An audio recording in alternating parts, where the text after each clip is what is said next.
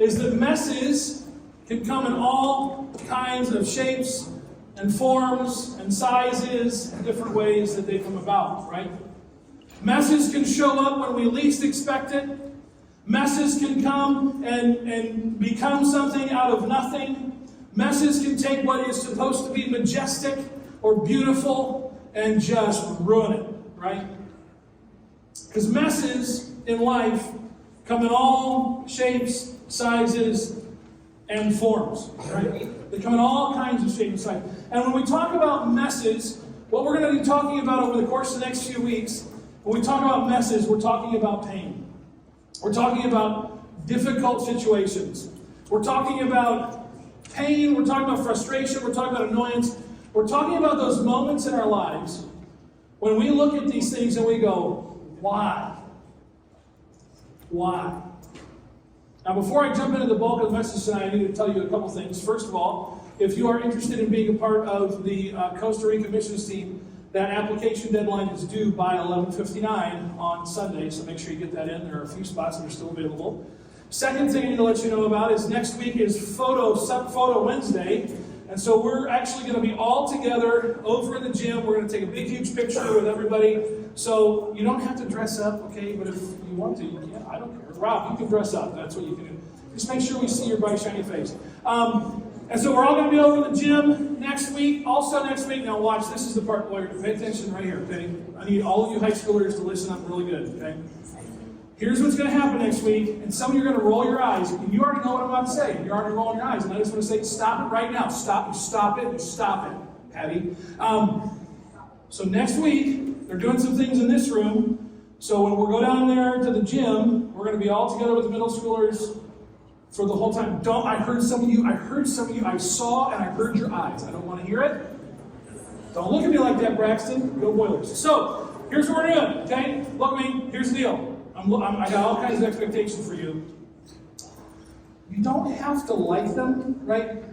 But you do have to be nice to them. So, we're going to be down there next week, Wednesday. I can tell you this, the band's going to be rocking, right? All kinds of rocking going on next week. So I just want to encourage you, next week, take a photo together, and then we're going to hang out with middle schoolers for a little bit. You'll get over it. Also, if you want to sign up for Retreater Nighter, we have all kinds of things planned for November 10th, 11th, 12th, serving and going to combat ops and hanging out and doing all kinds of stuff. You got to sign up for that tonight. So get that done if you'll be a part of that. Okay. Now that I've distracted you plenty from the message. So we're talking about pain, we're talking about messes, we're talking about things that come into our lives. Okay, right back up here, I'm going to be short tonight, you watch this. Quote me on that, okay? And here's the deal. The reality is this, when it comes to pain, when it comes to the things that happen to us in our life, our experiences of pain are relative to each person. You understand that? Your experience of pain, my experiences of pain, are relative to each person, right? I hate pain. Not only do I hate pain, I don't like discomfort, right? So like if something doesn't feel right, like it's starting to not feel right all the time now because I'm 37 and the bones just do not match up the same way they used to. I hate anything that might be painful. And I used to think, I just had to avoid pain. And I just didn't want to deal with painful experiences. And then I got that phone call that I never thought I'd ever get, because you don't expect it, you don't plan for it. And it was the day of our overnighter last year, in January. And I got that phone call at 8:30 in the morning. And my brother's on the other end, which he never calls me. And he says, hey, I'm going to put Dad on the call. And I'm like, Nick never calls me. And now Dad's going to be on the call. What's going on in Elkhart? And so he merges my dad on the call. And he says, with a broken voice, your grandpa passed away. And my grandpa was 81 years old, and he was the first grandparent I ever lost. And so I find it, first of all, a blessing that I went 37 years with all 4 of my grandparents. That's huge. But that day, I didn't want to do anything else. Because in that moment, the weight of death came and met my doorstep. For the first time, in a very real way. And the fact is that even as I look at my family and how we have dealt with that death and we have dealt with that pain, it is relative across my relatives. That's funny how that works. But the fact is that you and I have experienced pain at different levels and at different causes and at different moments in our lives that have been relative to every single one of us. And so as we talk about this idea, I want to take you to a place where I think God intentionally articulates for us an experience of pain in ways that you and I can't even imagine right now. And I think He does this so that He can help us understand how we, as we talk about this meaning in the mess, can begin to find some sort of purpose inside the pain that we experience in our lives. So before I jump into Scripture, I just want to say this. When I talk about pain over the next 3 weeks, in no way, shape, or form am I trying to describe your pain.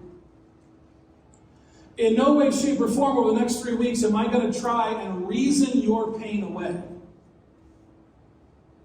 In no way, shape, or form am I going to try and minimize your experience with pain. My goal over the next 3 weeks is simply to give you a context for how we should probably understand pain through the filter of the Bible. Okay? And now here's the deal. I see a bunch of new faces tonight too, so I don't even know for sure where everybody's at with Jesus and this book that sits up here. But I do think that there are some things that we can find in Scripture, and especially in the book of Job, that help us understand a better way to process the pains that we experience in our lives. So if you got a Bible, we're going to be in the book of Job. I put some things on the screen so you can see them. But we're gonna run, okay? So join me in the book of Job. It's in the Old Testament. It's right before Psalms. And it's right before Proverbs. And if you need help with it, just go to the table of contents, because that's where I go when I don't know what to look for in the Bible. So I don't know why you would. But yeah, let's jump in. Job 1. So it says, there was a man in the land of Uz whose name was Job. Not Job, just to be clear. Okay? And that man was blameless and upright, one who feared God and turned away from evil. There were born to him 7 sons and 3 daughters. He possessed 7,000 sheep, 3,000 camels, 500 yoke of oxen, and 500 female donkeys, and very many servants, so that this man was the greatest of all the people of the East. Now, just to be really quick, really clear, I want you to see that he is described as a man who's blameless and upright, who feared God and turned away from evil, and that also he was considered the greatest of the people of the East because of what was provided to him. What goes on? It says this in verse 4. His sons used to go and hold a feast in the house of each one on his day. They would send it in. So you see, they're like, when they talk about a feast, they're having a party at this guy's house tonight, and then tomorrow they're having a party over here, and they're having a party. There's party, right? Okay, so. And they would send an invite their 3 sisters to eat and drink with them. And when the days of the feast had run their course, Job would send and consecrate them, and he would rise early in the morning and offer burnt offerings according to the number of them all. For Job said, it may be that my children have sinned and cursed God in their hearts. Thus Job did continually. I want you to see this really quick. Okay, so he's described as a man who's upright, who is, we would probably describe as righteous. He did the right thing. He feared God. And he also understood that he would intercede on behalf of his kids who may have not had the same character and integrity as him. Yeah, he goes and he said, I'm going to offer sacrifices on behalf of them as well, which I just want to please God. He goes on. The book goes on. And it says this. Go ahead, Hunter. Now, there was a day when the sons of God came to present themselves before the Lord, and Satan also came among them. Now, to be clear, we're talking about the sons of God, the angels that were around him, right? And included in that number is Satan, who's a fallen angel, right? Who was in charge of worship, made it go to his head, and now all of a sudden he's this guy who has a mind of his own, right? And he has kind of this agenda, right? And he comes and he says, the Lord said to Satan, from where have you come? I'll go back, sorry. Go back one. There you go. Where have you come? Satan answered the Lord and said, from going to and fro on the earth and walking up and down on it. So he's been walking amongst the people, right? He goes on. And he says this in verse 8. Go ahead, Hunter. And the Lord said to Satan, have you considered my servant Job? That there is no one like him on the earth, a blameless and upright man who fears God and turns away from evil. Now, it's really, really important for us to have an understanding of how God viewed Job. And the reason it's really, really important for us to understand how God viewed Job is because sometimes we can go through life and we can experience pain. And because we don't have a good understanding of what God thinks about us and we experience pain, what we begin to do is to respond to pain out of that, I'll call it insecurity. That because we don't believe what God says He thinks about us, we begin to respond to the things that are negative in our lives with the same force on trying to figure it out for ourselves. And so what's really helpful for us to understand here is this is how God is describing Job. It's not like Job earned it. It's not like Job made this name for himself. Job simply lived in fear of God. He lived in obedience to God. He did what God told him to do. And this is how God now describes Job. Satan says, I've been all over the earth. I've been up and I've been down. And I'm looking for something, somebody. God says, have you considered this guy Job? See, here's what you have to understand. This is the big deal tonight. Not the big deal, it's the first deal. The testing of Job was another step in Job's journey. The testing of Job was another step in Job's journey. Job didn't cause what was going to take place next. Job only lived into what came his way.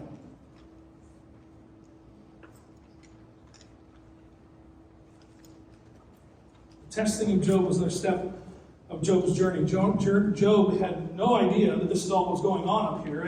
And so now all of a sudden he's living his life in obedience to God. He's living his life in the way he thinks he should in order to be blessed by the one who says he will bless him, right? And so he's doing what he thinks he should do, and now all of a sudden things are going to come his way. The story goes on, and it says this in verse 13. Now there was a day when his sons and daughters were eating and drinking wine in their oldest brother's house. By the way, just before this, God has now told Satan, you can do whatever you want to him, you just can't touch him, right? He's got all this stuff, and so now this comes. And there came a messenger to Job and said, the oxen were plowing, the donkeys feeding beside them, and the Sabaeans fell upon them and took them and struck down the servants with the edge of the sword, and I alone have escaped to tell you. So now he's lost all of these oxen and these donkeys. Not only that, he's lost the servants who he probably knew.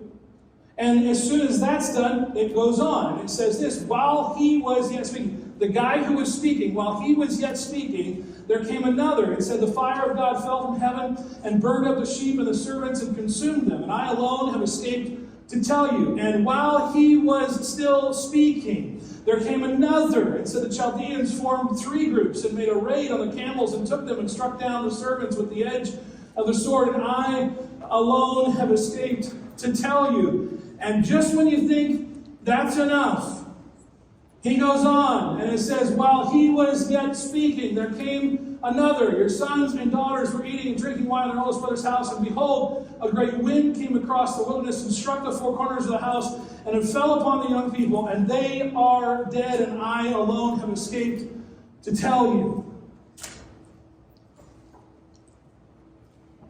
Job goes from this place of having everything he could possibly want, and story after story after story after story, and all of a sudden he has lost everything. And I don't know how you would respond in that moment, but I know what I'd be thinking. I'm going to sit here and go, what is going on? And when is it going to end? I mean, we don't know exactly how long it took for them to articulate what they're articulating here. We have no idea how long while he was yet speaking, but I'm a pretty simple dude. And when I read that, I go, it was probably pretty quick. And so this story comes, and this story comes, and this story comes, and this story comes, and all of a sudden, this guy who had a whole bunch of stuff, and it was easy to follow after God because he had all this stuff, and he probably was born in America. I'm just kidding. He wasn't born in America. Like, he has these things, and he's followed after God, and he's got all the blessings of God, and now all of a sudden, he has lost it all. Even his kids, okay, they're gone. He didn't cause it. He had no idea it was coming. Now all of a sudden, pain is at his doorstep.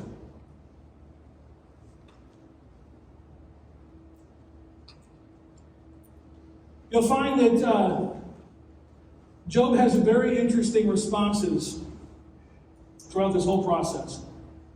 Our goal over the next few weeks is to help you understand this. And that's the series bottom line. We're going to carry this through the entirety of the next couple weeks.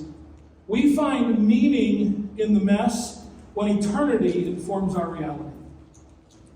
We find meaning or purpose in the pain or meaning in the mess. However you want to describe that. We find meaning in the mess when eternity informs our reality.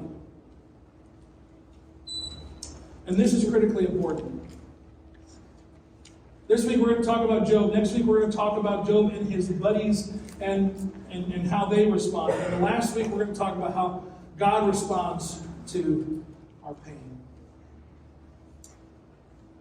Just when we thought the story was done, chapter 2 rolls around. This is what the story goes on. Go to the next one there now. This is what Job's response was. Job arose, tore his robe, shaved his head, and fell on the ground and worshipped.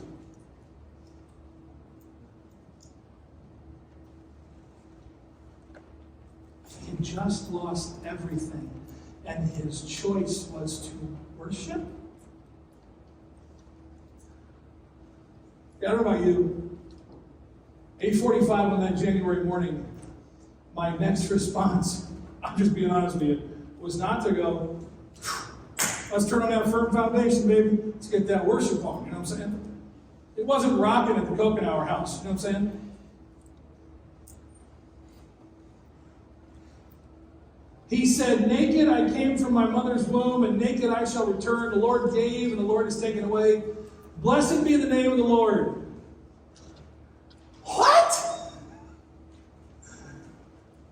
I don't know what your regular response to pain is. That ain't mine. And Job doesn't stop there. The description of Job goes on. It says this. In all this, Job did not sin or charge God with wrong. He didn't even tell God he's done it wrong. What? Gang, I don't know how you're responding right in a second in your heads, but you're clearly not responding in the outward way that I would be, which is, excuse me, what? He didn't even yell at him. Now, here's reality. Watch this, okay? Every single one of us has experienced pain. And every single one of us has developed a regular response when we experience pain. Because when we experience pain, you can write this down, when we experience pain, we fall back onto a default response. Every time. And can I tell you this right now? That when we fall back onto those default responses, you have a choice, and we'll talk about those choices in a bit. But the choices are very simple. Continue the cycle of the default response, or have a healthier response, right? I mean, that's a choice, right? And here's the thing, okay, I told the simple guy, right? Simple man here. I don't know if this is just Job's response this time. We don't get a long list of the experiences with Job. But I can tell you this. This seems to be his default response. Like some of us would like to see, okay, where's the time where he actually just started yelling at God, right? Where did he actually start to curse God? Where did he just start to if I just didn't have to deal with all of it. Why me? Where's that response? Where's that one? See, because it's not him who has that response. Watch this. Watch this. It goes on. Job 2. So Satan went off in the presence of the Lord. They have another discussion, by the way. Because, by the way, Job doesn't sin throughout this whole thing, right? So Satan goes back and says, I've been everywhere. And God says, you know my servant Job? So he sends him back. And so he struck Job with loathsome sores from the sole of his foot to the crown of his head. Now, I don't know if you've ever experienced loathsome sores. He took a piece of broken pottery with which to scrape himself while he sat in the ashes because he felt that might provide him with relief. You ever been in that kind of pain before? I don't know that my blood pressure would go through the roof, my anxiety I don't know. I don't know what I would do. He's in so much pain from his feet to his head that his best option is to take some broken pottery and start to dig into the sores that are on his body.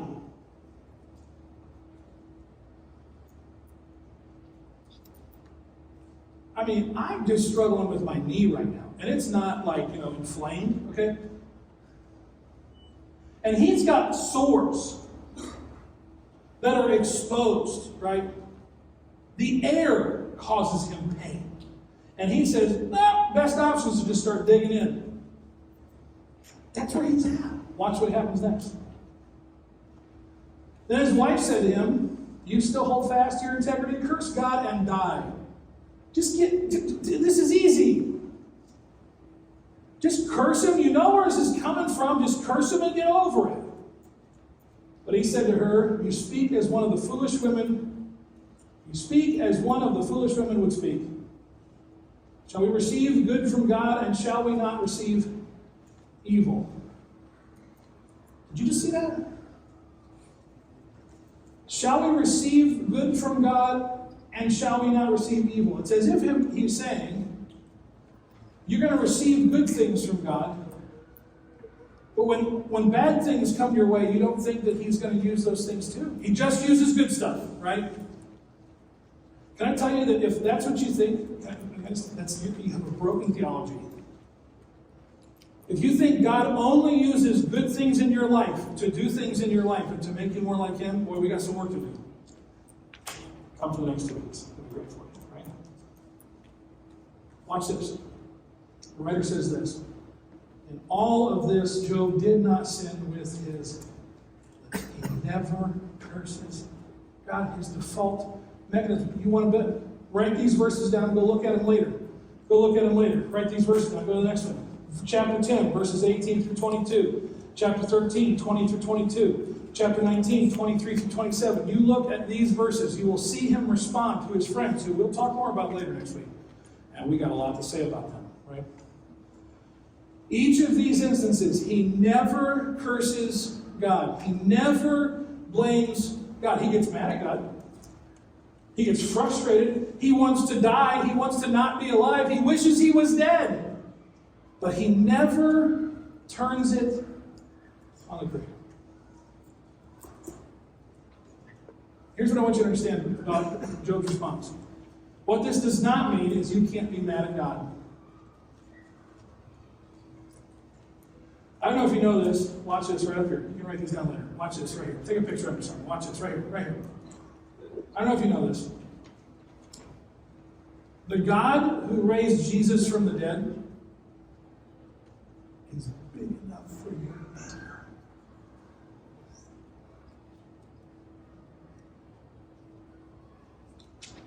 The God who promises that you, if you're in a relationship with him, will have eternal life with him is bigger than your disappointment. The God who promises to walk with you, and you, and you, and you, and you, and you, and you, everywhere that you go, all of you, okay, God didn't point at you, you're actually not walking with me. That's not the point. The one who promises to be with you everywhere, always, until the very end of the age, is big enough to handle when you don't understand why it's happening.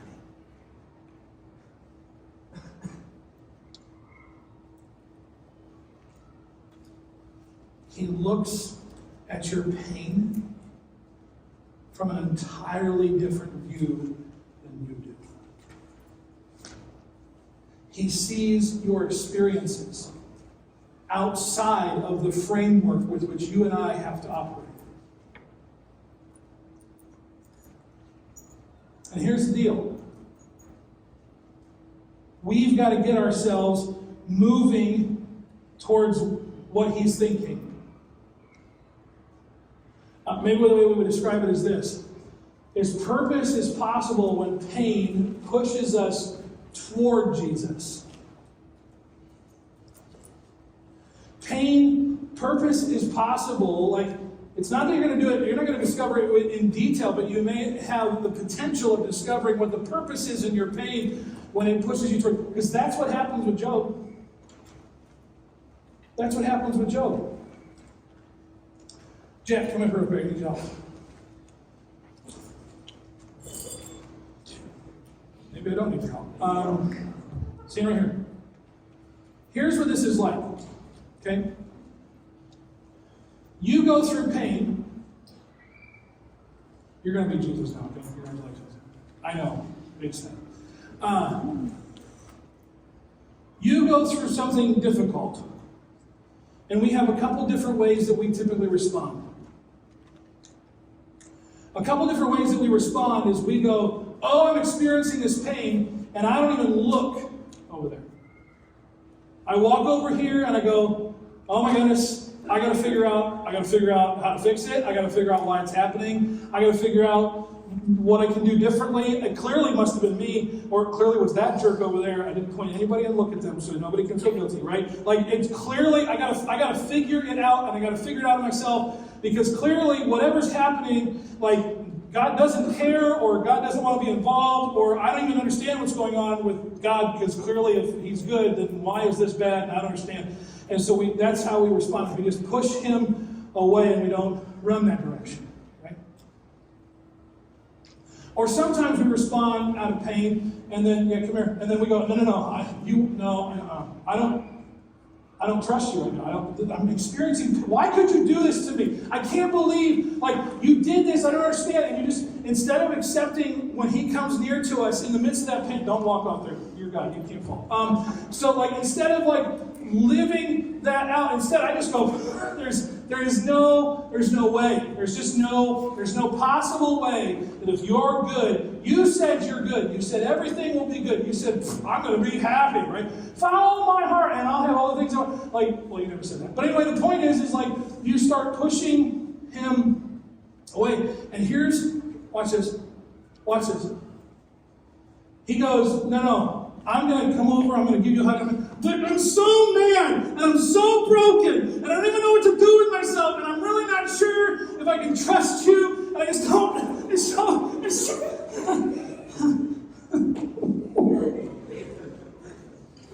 okay, yeah.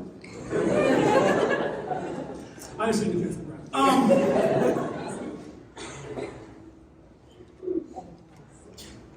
He can handle when you're upset.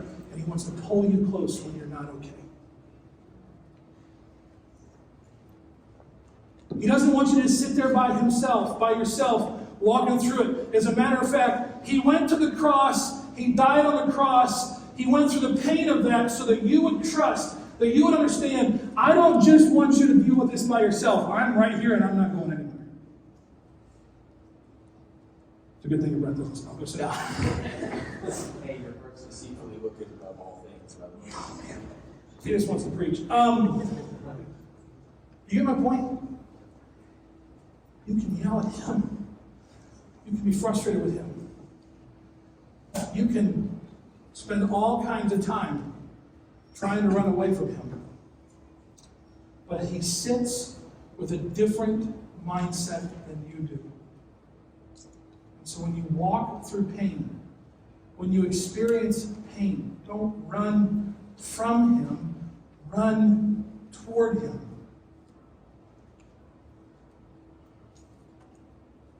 Sometimes that means running towards somebody like an adult who's in this room, who's going to do exactly what Jack did for me. They may not have the answers. Guess what? That's okay. But Jesus says, come to me, all of you who are weary and burdened, and I will give you rest for your souls. You'll find purpose in your pain when your mentality is focused on eternity and not just your current reality. But you have to run towards Him when you're in